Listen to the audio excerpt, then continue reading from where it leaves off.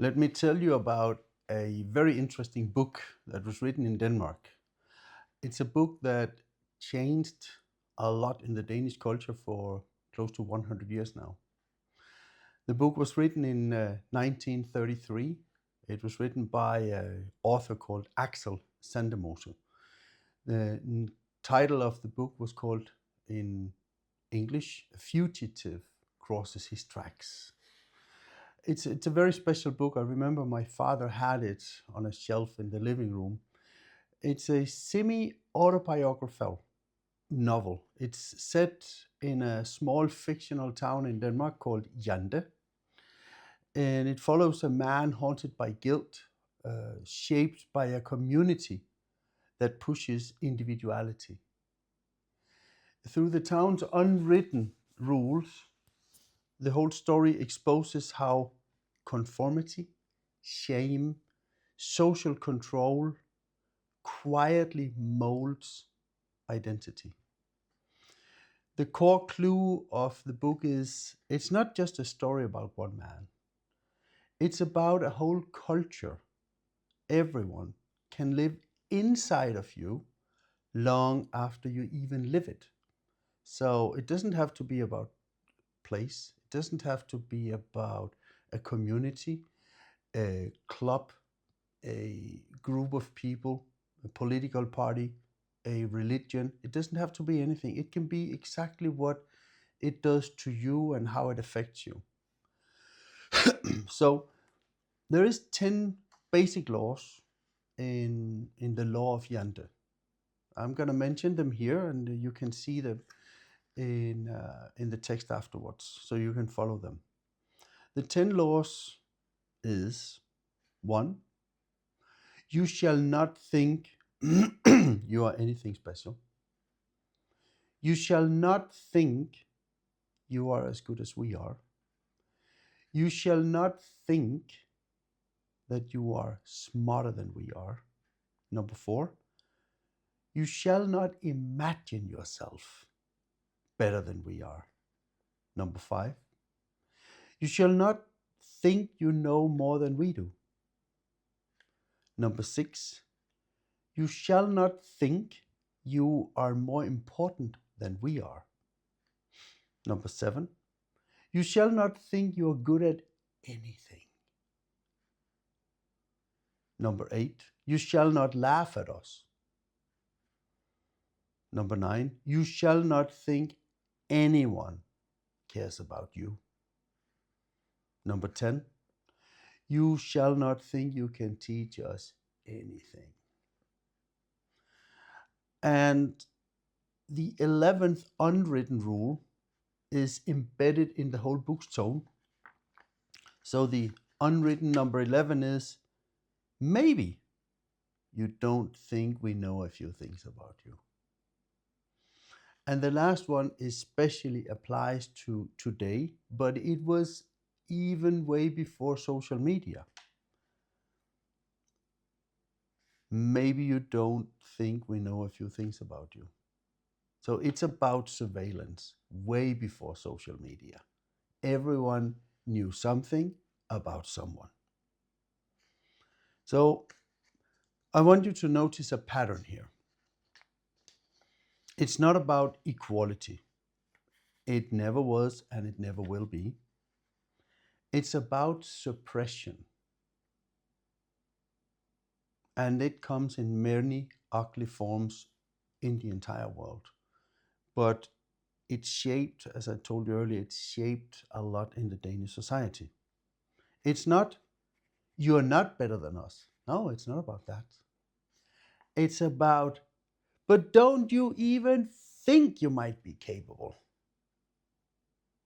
And that distinction is everything. Don't even start to think. Don't even care to think. Because now all of a sudden, thoughts are taxed. The society wants to control what you think, whatever that society is, right?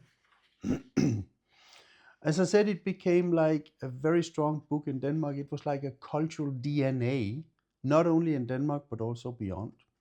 everywhere the book touched, it had a profound impact. And remember, the book was written in 1933, meaning it was written or formed during and right after the Great Depression of 1929 October, when the stock crash happened in New York Stock Exchange.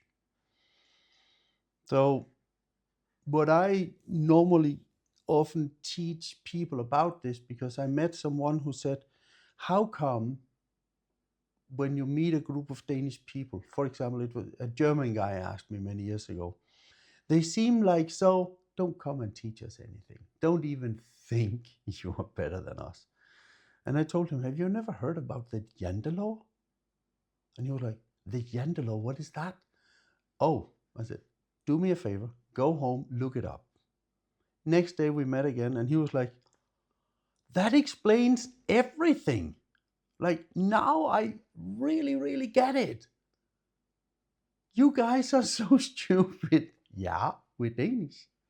Not that we're stupid, but it's just our cultural DNA, right?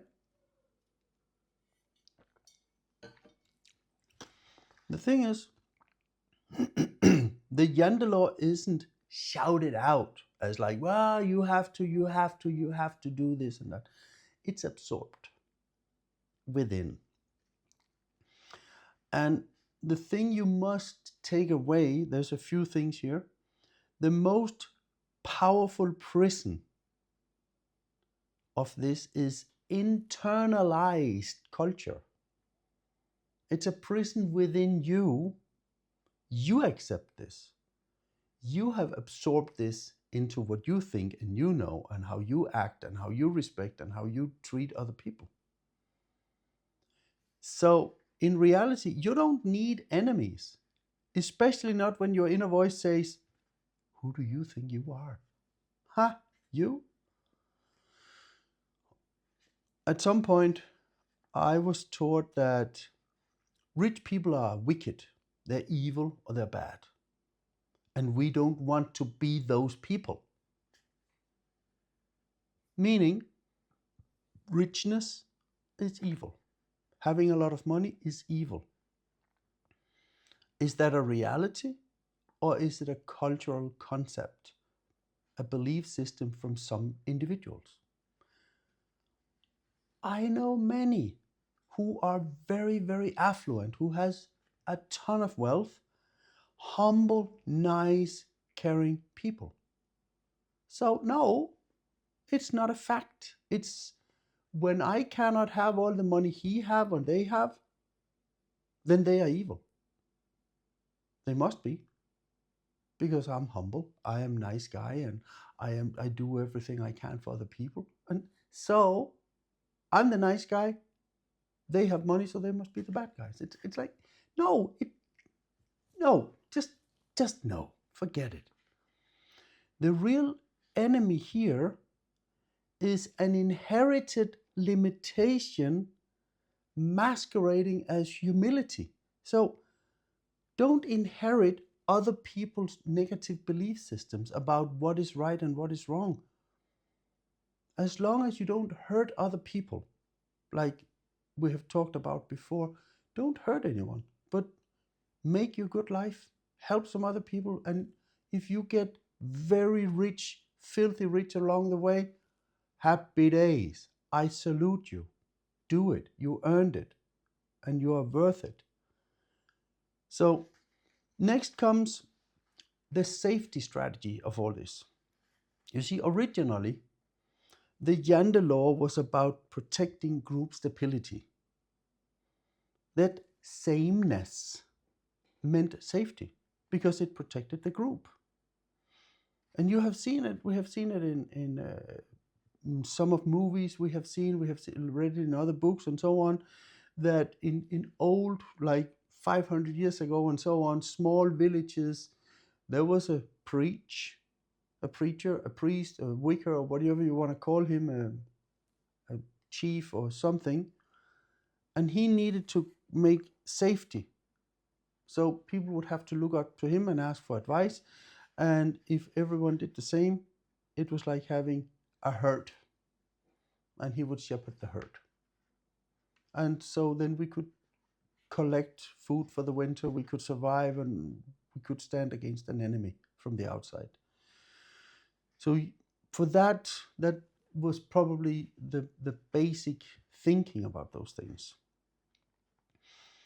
But the lesson is belonging can cost you identity, because if you were in a village many years ago, a little place, and you said, no, no, no, I want to go and do this, and people said, no, we have to work together to protect our village against the evil ones from the outside.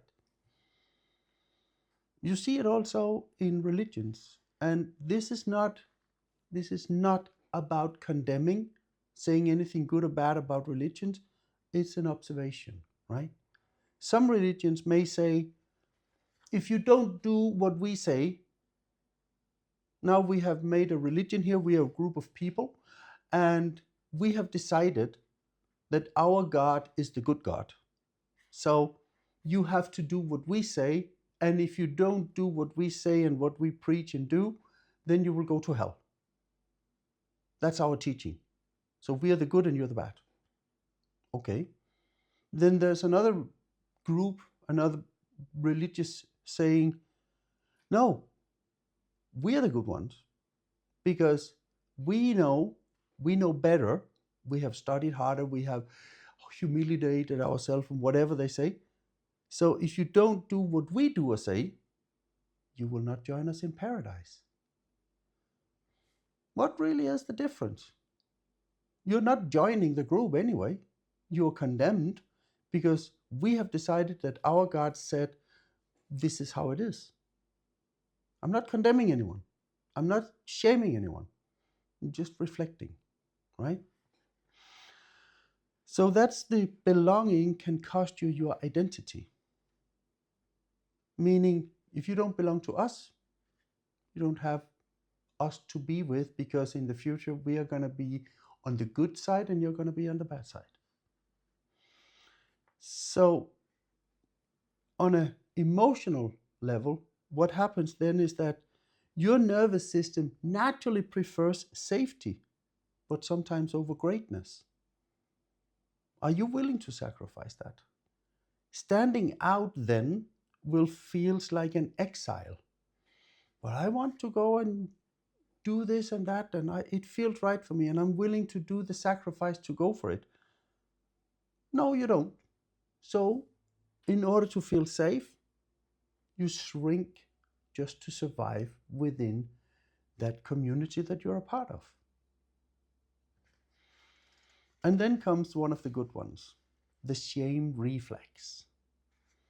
Jante immediately activates shame, and it comes with an instant. And the success triggers apology. The lesson is shame is a leash. And if we go back to number 4 on the 10-point list, it said, you shall not imagine yourself better than we are, right? So don't do that if you want to follow this one. So if you feel guilty for having an ambition, that's not conditioning. That's actually morality forced on top of you. And you have to look into this and decide what you want to do. Then the next one is the collective comfort zone. Because the Jante law rewards the average. We conform, we do as the rest of the herd says, as the shepherd have said we do. And if we don't, it punishes expansion, right? Don't you even think we care about you if you so and so and so. So when you elevate, the thing that happens is actually the problem here. You expose others' stagnation. We say that we all move forward in life somehow. And if you don't, if you say, I will stand here, others are moving in front of you. So you are actually behind, even though you just chose not to grow.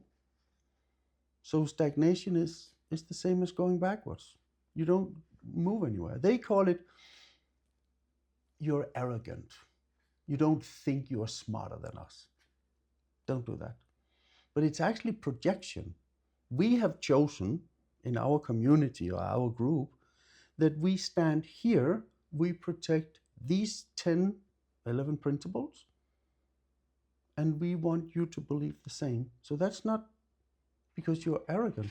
That's because it's actually projection into something bigger. So don't think you're better, smarter, faster, stronger, prettier. But where does that come from?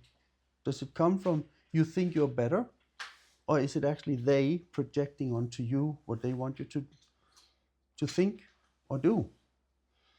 So that leads us then into what I have talked about personally for many, many years, the inner Jante law, the shift towards today, right? What does modern Jante law, what it doesn't come from neighbors. That inner Jante actually comes from within you. Because I've always said, I believe the Jante law exists only today inside of us. The problem is, if we keep looking, if we scout for those Jante law clues, believe me, you will find it in others. You will find some clues to, yeah, I saw he look at me like that when I mentioned that I just had this new customer, new client, I just achieved this personal record of whatever. Then you're like, did they, or did you look specifically? Were you searching with a microscope for a clue that would agree with your inner belief system? So low self-worth weaponizes the Jante law against yourself. Is that what you want? Do you want to silence your ideas? Do you want to downplay your wins? Do you want to hesitate before posting something that is important to you and you want to tell the world? Well, no one told you to, but you did, because don't you come here and think you're better than we are? Don't you come and think you're smarter than we are? Whoever said that to you? Try to make a note about it. Who put a name on it? Ask them. I bet you it could be very difficult to find, but especially in a culture where I grew up, that was just the inner voice projected onto you, right? And this is how such an inner Jante law can evolve. It moves you into a conformity. So how to break this mold?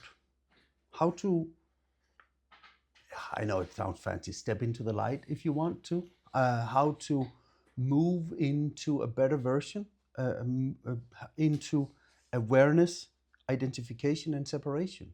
How can you do that? So the clue here is that voice is not mine, it's just inside of me. It is cultural residue. Subtle things I may have heard, overheard, seen in others, experienced growing up. So how you can overcome this is in a practical way, right? Celebrate your wins without apology. Go out, open the door, shout over the balcony. Yeah, I won. Yeah, I did it. Right? Practice visible courage. Practice it. Do something bold. Not hurting others, not intimidating others, but be bold in a practical way. Like visible, show it. Speak up confidently without disclaimers. Yeah, I'm sorry, I'm going to say something and it might hurt you. Blah, blah. No, say it. Be honest, be kind, be nice, but do your best. That will redefine your humility into strength instead of invincibility. That's what I want you to take away from this. So another thing that you will learn from this Jante says, don't think you're special. But is that the real thing here? With, let's say, 8 billion people on the planet? The reality here, and you know it if you're willing to admit it, you are unique. You are special. And so is everyone else. Don't think that you're too small. True strength is not thinking you're better. It's no longer thinking you're smaller. Don't accept other people's projections onto you that don't this, and that. You see, in reality, the real enemy was never the society. It wasn't. It was an unexamined belief system that you must shrink to be accepted. But are you willing to downplay, to shrink, to bow down, to be accepted by a group of people that has different standards that you may accept or live by today?